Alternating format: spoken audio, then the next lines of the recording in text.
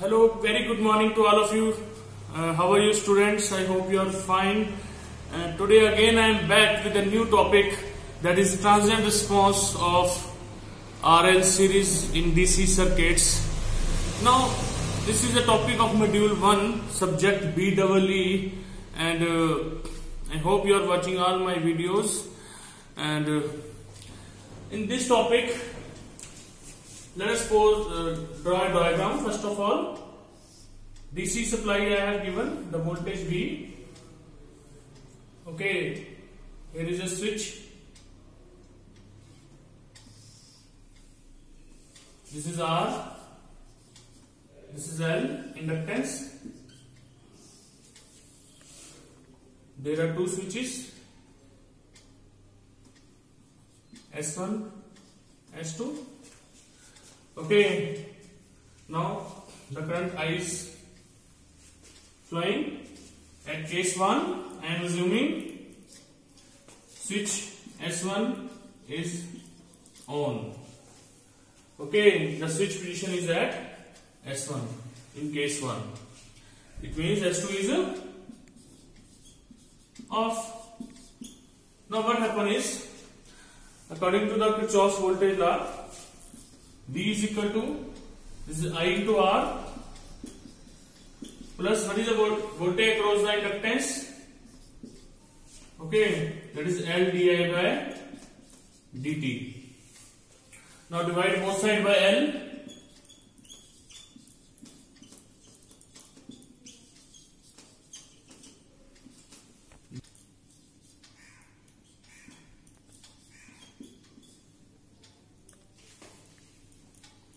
Therefore, di by dt plus R by L into I is equal to V by L.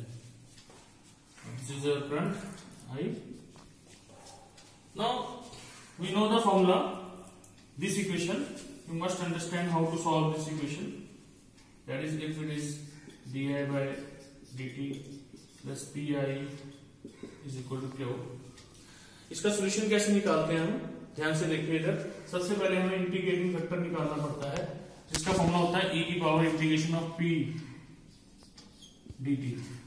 तो इसकी integration हम कर देते हैं, वहां से इंटीग्रेटिंग फैक्टर आ जाता है।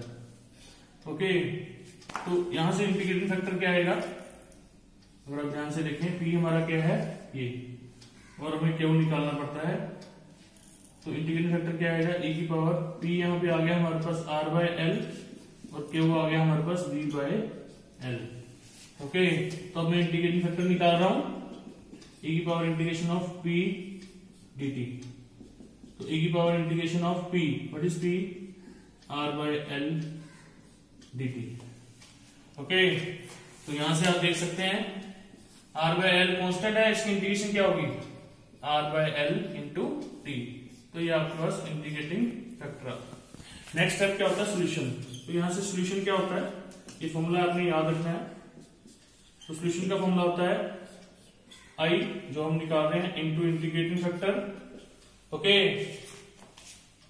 Integration of Q into integrating factor with respect to dt, आप टाइम इंटीग्रेट करेंगे, प्लस कांस्टेंट।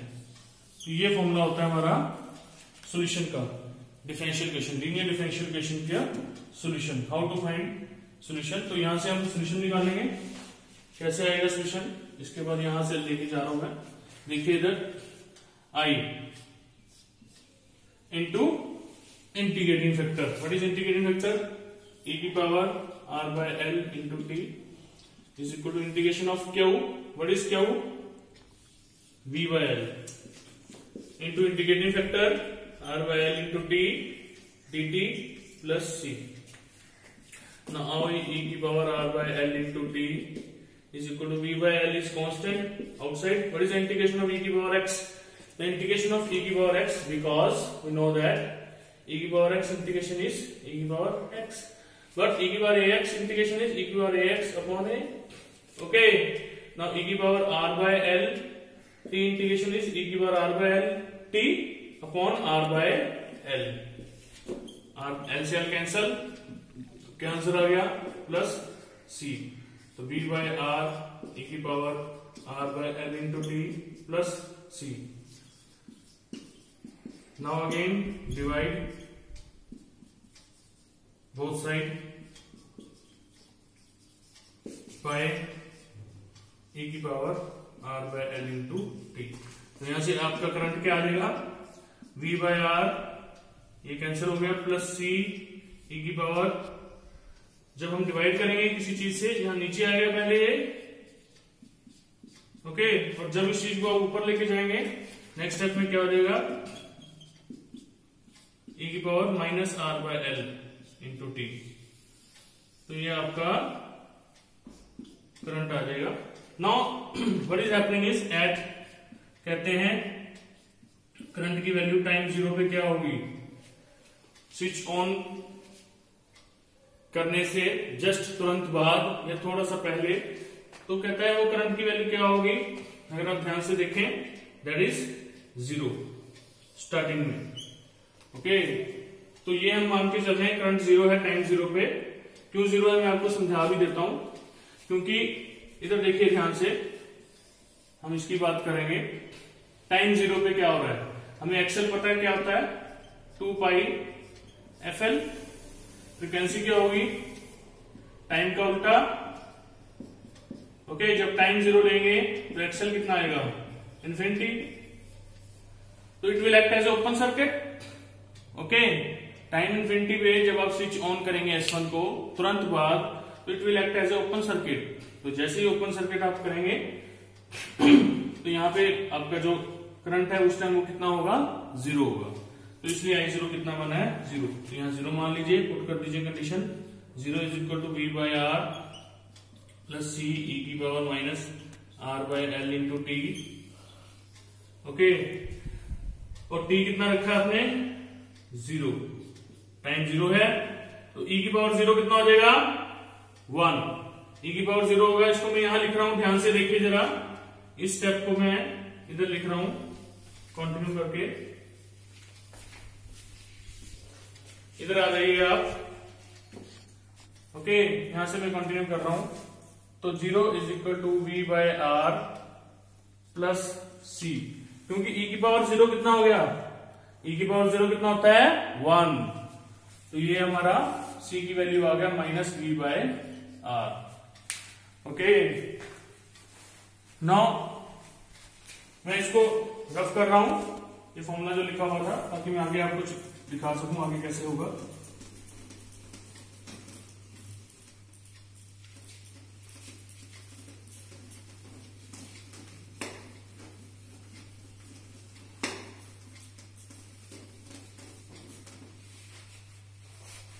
ओके, तो उसमें हम पुट कर देंगे यहां वैल्यू सी की.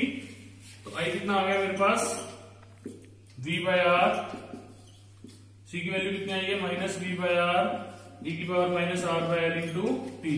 तो यहां से v बाय आर आप कॉमन निकाल लीजिए, 1 माइनस e की power minus r by l into T. अब आप इसको ग्राफ को प्लॉट कर लीजिए टाइम और करंट के बीच में. तो आपको भी पता है कि जब टाइम 0 होगा, जब टाइम आपका क्या होगा, 0. ओके, e की पावर 0 कितना होता है, 1. 1 माइनस 1 0. तो करंट कितना आएगा, 0. टाइम 0 पे करंट कितना आएगा, 0. करो. नाउ एज टाइम इंक्रीजेस, तो 1 upon more value will be less value. Now it start decreasing. Okay, therefore you can say the graph will go this. Now at steady state मतलब you can say at time infinity, at time is equal to infinity, e की power minus infinity is 0. So 1 minus 0 1. Therefore the current become maximum at this point. This is a steady state.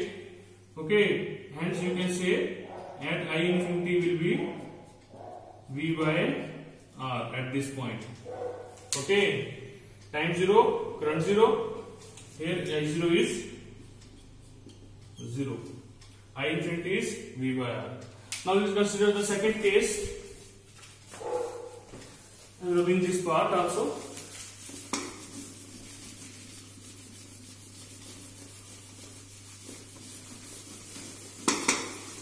You can pause. Now in case 2, switch 2 is on, switch 1 is off. Okay, now we remove this and connect this. This is dotted. Now this is the circuit. Okay. Now in this case, what happening is, according to the Kirchhoff's voltage law, now we have given the zero supply. Zero is equal to VR plus VL. VL is I into R plus L di by dt. That is the voltage across inductance. Again divided by L di by dt plus R by L. I is equal to 0. Now again P is, this is P, R by L, Q is 0. Now integrating factor, e की power integration of P dt, e की power integration of R by L dt, that is e की power integration of R by L into T.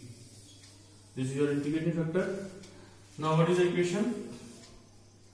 I integrating factor, Q integrating factor dt plus C. Now Q is 0. Okay, therefore I e की power R by L into T 0 plus C. Now what is I? C upon e की power R by L into T. That is C e की power minus R by L into T.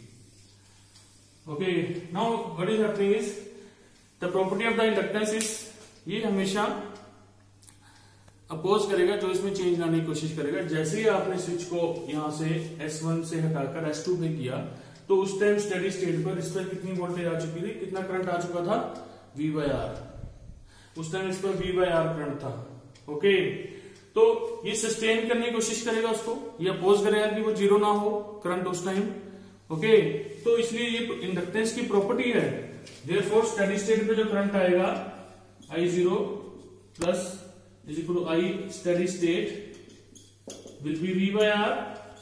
वो उसको sustain करके रखेगा. ये property it always oppose the changing cause of it. Okay, तो यहां पे आप पुट कर दीजिए, जब टाइम 0 लेंगे तो करंट कितना आएगा? V by R C e की पावर 0. ओके, तो मैं यहां लिख रहा हूं इसके बाद, तो यहां से C की वैल्यू आपकी क्या आ गई? V by R. ये आपकी आ गई C की वैल्यू V by R. यहां पुट कर दीजिए. Therefore I is equal to, हमारे पास क्या था यहाँ पे? V. C की वैल्यू कितनी आ गई? V by R e की power minus R by L into T. Now अगर आप इस ग्राफ को प्लॉट करें तो स्टार्टिंग में देखिए टाइम 0 पे e की पावर 0 कितना होता है? 1. तो मैक्सिमम करंट कितना होगा टाइम 0 पे? हमारे पास यहाँ पे V by R से स्टार्ट होगा, और जैसे जैसे आप टाइम बढ़ाते जाएंगे, ये करंट है, तो आपका ग्राफ ऐसे डाउन जाना शुरू हो जाएगा. और टाइम इंफिनिटी पे e की पावर माइनस इंफिनिटी क्या होता है? 0. तो इंफिनिटी पर जाके ये आपका 0 हो जाएगा. तो this is all about this topic. Thank you so much.